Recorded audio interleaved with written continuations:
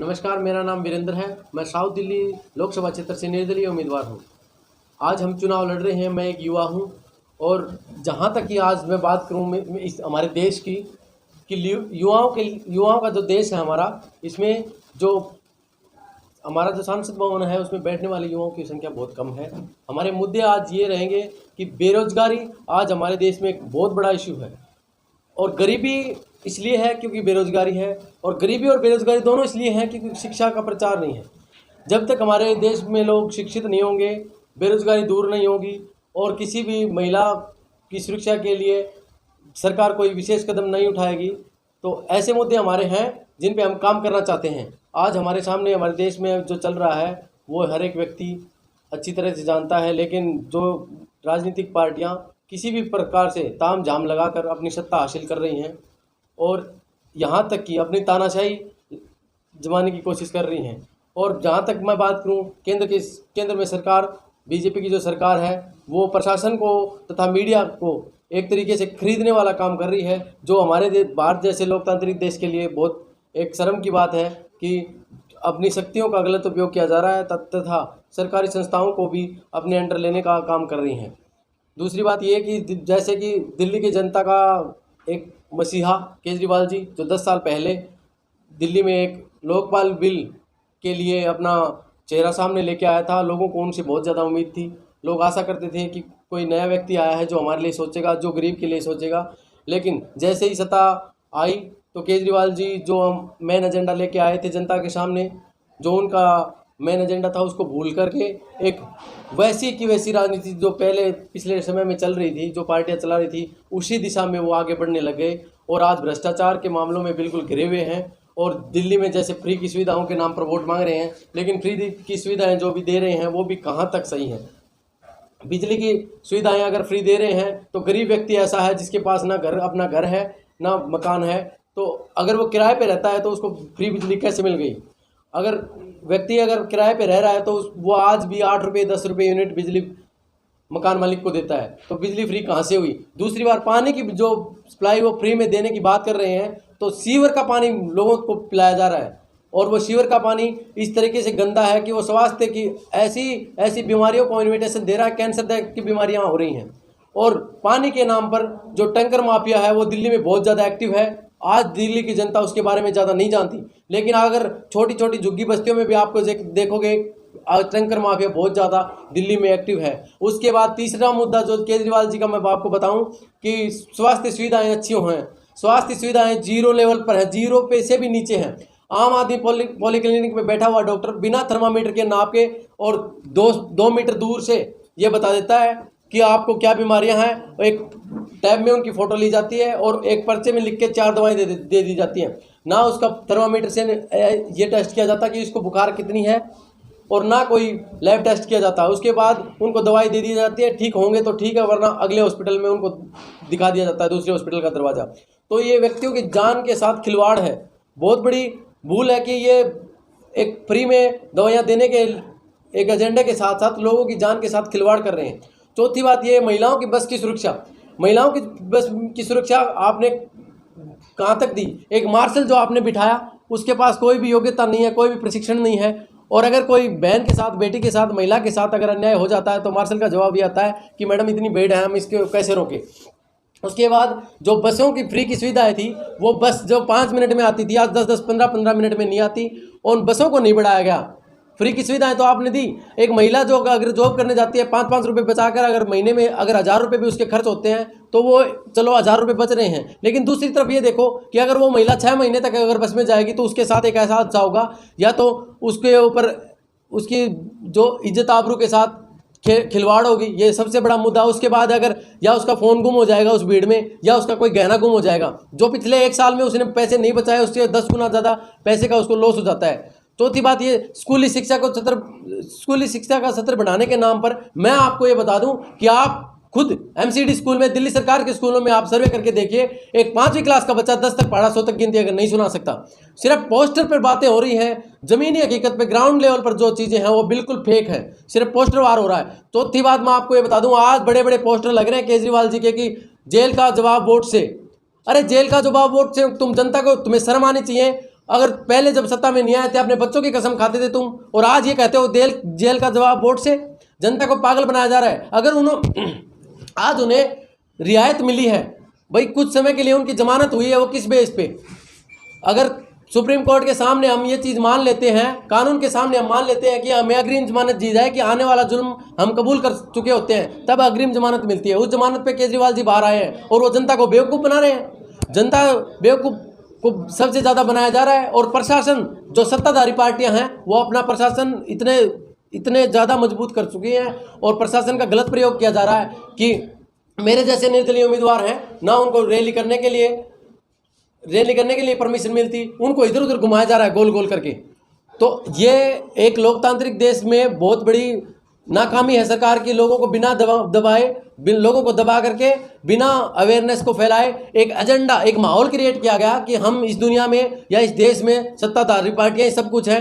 जैसे कि मैं बता दूं कि इलेक्शन कमीशन की गाइडलाइन के अनुसार, जैसे जब तक कैंडिडेट को एक पोस्टर बनवाने की परमिशन नहीं मिलती, ना कोई प्रिंटिंग प्रेस उस पोस्टर को छाप सकती, ना कोई कैंडिडेट वो पोस्टर लगा सकता। लेकिन जैसे कि दिल्ली की जनता ने देखा कि आम आदमी पार्टी, कांग्रेस या बीजेपी, हर पार्टी के पोस्टर बड़े बड़े जो कंपनियों को ऐड देके, उनको पैसा देके और ऐड लगवाया जा रहा है लगातार 2 महीने से। अब मैं निर्दलीय उम्मीदवार हूँ, मेरी तरह 20 निर्दलीय उम्मीदवार और भी हैं इस क्षेत्र में, साउथ दिल्ली से जो इलेक्शन लड़ रहे हैं। उन लोगों का पोस्टर तो नहीं है, लेकिन मेरे ही अपोजिशन में सहीराम पहलवान जी और रामवीर सिंह विधूड़ी जी जो इलेक्शन लड़ रहे हैं, उनका पोस्टर तो हर जगह लगा हुआ है। ये तो लोगों को लोकतंत्र की हत्या होगी ना। ये तो इलेक्शन कमीशन को भी इसके ऊपर बिल्कुल कार्रवाई करनी चाहिए। हम चाहते हैं कि हर व्यक्ति जो आज का पढ़ा लिखा युवा है, हमने एक मैनिफेस्टो बनाया है, इसमें चंद लाइनें हमने लिखी हैं। मैं ये चाहता हूं कि जनता इस मैनिफेस्टो को पढ़े। आज मेरे पास इतना पैसा नहीं है कि मैं हर व्यक्ति तक पहुंच सकूं या हर व्यक्ति को खरीद सकूं। पार्टियां व्यक्तियों को खरीद रही हैं बड़े बड़े जलसे करके। अब ये बताओ, अगर 50 आदमियों के साथ अगर कोई व्यक्ति वोट मांगने निकल रहा है तो उससे पुलिस वाले हर मोड़ पे परमिशन मांगते हैं और 2-2 हज़ार गाड़ियों का काफिला घूम रहा है। अब ये बताओ 2-2 हज़ार गाड़ियों का काफिले में कितने करोड़ रुपए इलेक्शन में खर्च होंगे। इलेक्शन कमीशन की गाइडलाइन के अनुसार 95 लाख रुपए अगर कोई कैंडिडेट ऊपर खर्च करता है तो उसके खिलाफ कानूनी कार्रवाई की जाएगी। ये तो हर रोज 95 लाख रुपए खर्च कर रहे हैं। दूसरी बात, ये एक माहौल क्रिएट किया जा रहा है कि जो जीतने वाली जो सत्ताधारी पार्टियां हैं, उनके कैंडिडेट ही सब कुछ है। हमारी आवाज़ को दबाया जा रहा है। हम ये चाहते हैं कि इस देश का युवा, इस देश की बेटी, इस देश की माँ, इस देश की बहन और इस देश का गरीब, इस देश का दलित सोचे समझे और फिर वोट दे। हम ये चाहते हैं कि आने वाले समय में भले ही मैं हार जाऊं, मैं जनता के सामने दरख्वास्त करता हूं कि अगर मैं हार भी गया तो तुम्हें दिखूंगा जरूर। ये नहीं है कि आज मैं 15 दिन के लिए अपना राजनीतिक कैरियर चमकाने के लिए, एक फेस वैल्यू बनाने के लिए मैं सामने आ गया जनता। हम अब ये लड़ाई है वो अंतिम सांस तक लड़ेंगे। किसी गरीब के साथ, किसी महिला के साथ, किसी दलित के साथ, किसी मजदूर के साथ, किसी किसान के साथ, किसी भी तरीके का कोई भी अन्याय होता है तो उसकी आवाज़ बनकर वीरेंद्र हमेशा खड़ा रहेगा अंतिम सांस तक। अब दूसरी बात है, एक देश के सामने बड़ा इशू मैं रखना चाहूँगा। आज देश का नौजवान 17 साल 18 साल की उम्र में देश के लिए अपनी जान की कुर्बानी देने तक की तैयार में वो आज सेना में भर्ती होता है। उसकी छुट्टी कर रहे हो आप 2 साल में, 4 साल में, 1 साल की ट्रेनिंग, उसके बाद उसकी 4 साल में आप छुट्टी कर रहे हो। और नेता 70 साल तक रिटायरमेंट नहीं होता। वैसे ही एक IAS ऑफिसर पढ़ लिख कर जनता की सेवा करने के लिए भर्ती होता है, अपना 30 साल का 35 साल का कार्यकाल जनता की सेवा में लगा देता है। उसको अगर 60 साल का हो गया तो उसको रिटायरमेंट दे दी जाती है।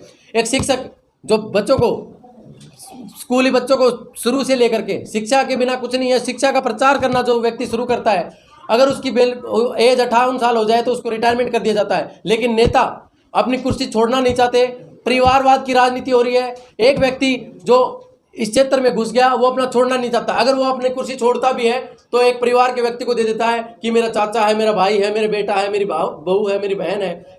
तो इस राजनीति को हमें खत्म करना है। देश में एक नई युवा शक्ति को हम प्रदर्शित करेंगे और हम चाहते हैं कि देश का युवा एक ऐसी सरकार बनाए, एक ऐसी सोच पैदा करें जो हमारे संविधान में आज हर पार्टी के कार्यकर्ता, हर पार्टी के नेता अपना अपना मैनिफेस्टो इस तरह छाप के ऐसे बोलते हैं हम ये काम करवा देंगे। मैं तो भाई साहब ये चाहता हूँ कि अगर नेताओं ने 5 साल अपने कार्यकाल में अगर काम किया होता तो उन्हें दोबारा मैनिफेस्टो बनाने की जरूरत नहीं होती, दोबारा जनता में जाने की जरूरत नहीं होती। मैं आपसे खुला चैलेंज करता हूँ कि आने वाले लोकसभा इलेक्शन में अगर मैं जीता तो मेरे को 5 साल बाद मेरी जनता से वोट मांगने का जरूरत नहीं होगा। वो लोग मेरे लिए काम करेंगे, पूरे देश में आवाज़ उठाएंगे। ऐसा माहौल क्रिएट करो ना। लोग अपने पैसे, अपने जेब भरने के लिए इलेक्शन में आ रहे हैं और वो भेड़चाल चाल रहे हैं, लेकिन जनता को खुद इन चीज़ों को समझना पड़ेगा। और जनता को अनपढ़ इसलिए रखा जा रहा है ताकि लोग आवाज़ ना उठाएं, किसी भी मुद्दे पर ध्यान ना दें।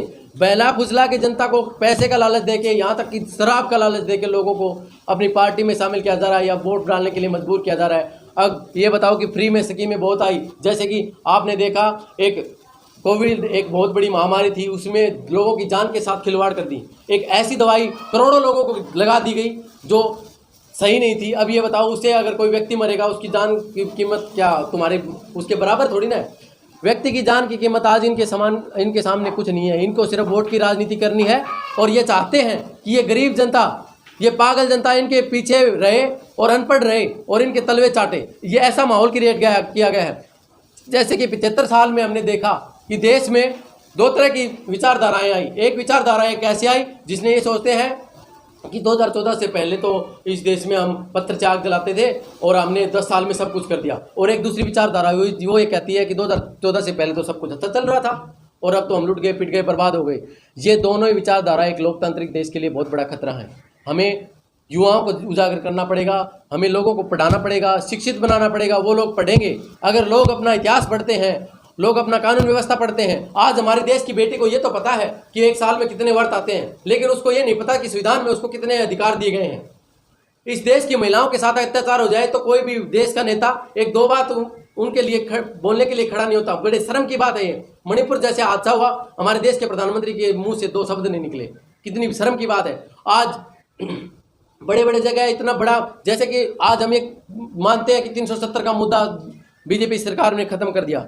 370 का मुद्दा अगर खत्म हुआ तो उससे फायदा आम जनता को नहीं हुआ, ना कश्मीर के आवाम को हुआ, ना देश की आम जनता को। अरे जो कि मिडिल क्लास है या गरीब आदमी है वो जाके कश्मीर में थोड़ी ना वहाँ प्लॉट खरीदेगा। वहाँ अंबानी अडानी के गोदाम होंगे, वहाँ के इन्वायरमेंट के लिए बहुत बड़ा खतरा होगा। और वहाँ की आवाम आज ऐसे जी रही है जैसे कि जेल में बंद हो। उन्हें टाइम के हिसाब से कि हमें दूध लाने घर से इतने बजे बाहर निकलना है, ऐसी उनके ऊपर तानाशाही की जा रही है। ये देश हम सब लोगों का है, हम लोकतांत्रिक देश है, इसमें तानाशाही नहीं होनी चाहिए। मैं जनता से दरख्वास्त करता हूं कि मेरी साउथ दिल्ली लोकसभा क्षेत्र जरूर है, लेकिन मेरे मैनिफेस्टो में एक भी बात ऐसी नहीं लिखी जो मैं ये कहूं कि मैं लोकसभा क्षेत्र में मैं ये विकास करवा दूंगा। हमारा संविधान, हमारे देश की कानून व्यवस्था इतनी अच्छी है कि अगर नेता इस चीज़ को फॉलो करते हैं और हम खुद इस चीज़ को फॉलो करते हैं तो ऐसी कोई भी व्यवस्था हमें लाने की जरूरत नहीं है कि हमें देश में कोई अव्यवस्था फैले। हम चाहते हैं कि एक साफ सुथरी राजनीति इस देश में की जाए और एक ऐसी आवाज़ आए जो पूरे देश को बदल के रख दे। बहुत बहुत धन्यवाद। धीरेन्द्र भाई, कैसे चुनाव जीतोगे? आपके सामने जो उम्मीदवार वर्तमान में खड़े, खासकर राष्ट्रीय पार्टियों के अरबों रुपए वो चुनाव में बाहर है, आप कैसे मतलब अपनी बात को पहुंचा पाओगे? देखो सर, हम नहीं, आपके पास अखबार नहीं, आपके पास नहीं। देखो सर, हमारे पास, मैं जनता के सामने जाके एक ही बात कहता हूँ मेरा मैनिफेस्टो देके कि हमारे पास पैसा नहीं है, हमारे पास सोच है, हमारे पास शिक्षा है। मेरा मैनिफेस्टो देके मैं लोगों से यही बात कहता हूँ कि हमारे पास शिक्षा है। शिक्षित वर्ग जो है वो ये सोचेगा, एक दिन वो ये सोचेगा कि बिल्कुल ये व्यक्ति जो बोला है वो ठीक बोला है। हमारे विचारों से लोग प्रेरित होंगे। ये आज जो आवाज़ मैंने उठाई है वो एक दिन की आवाज़ नहीं है, वो आवाज़ मैं अंतिम सांस तक बिल्कुल कायम रखूंगा और एक नई राजनीति को मोड़ दूंगा जो पूरा देश देखेगा।